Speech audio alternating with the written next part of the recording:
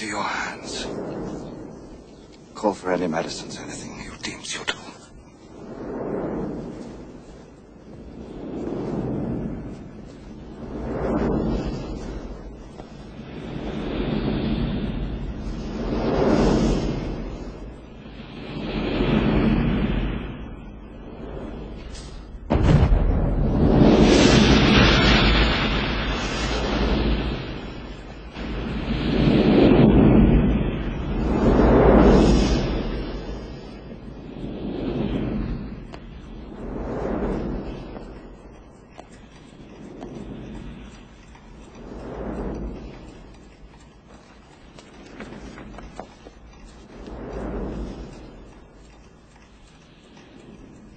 Why have they sent another doctor to me?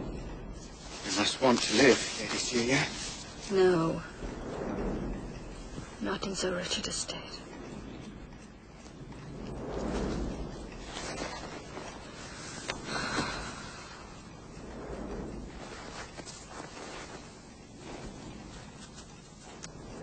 Tell me, Doctor, why is it that those that we love do not love us in return? I once loved a woman who did not love me. Yet I believed that she did. Is it not equally possible to mistakenly feel unloved? I am one of many.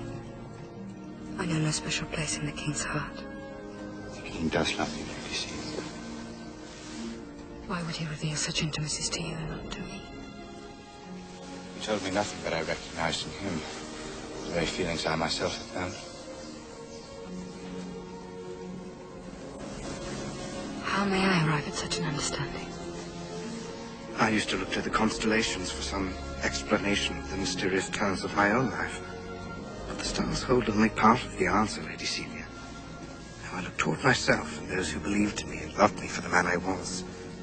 Now I know we have the power to shape our own destiny. Your voice sounds familiar. Perhaps from some other time in my life when I was a child. Yes. Perhaps when we were children.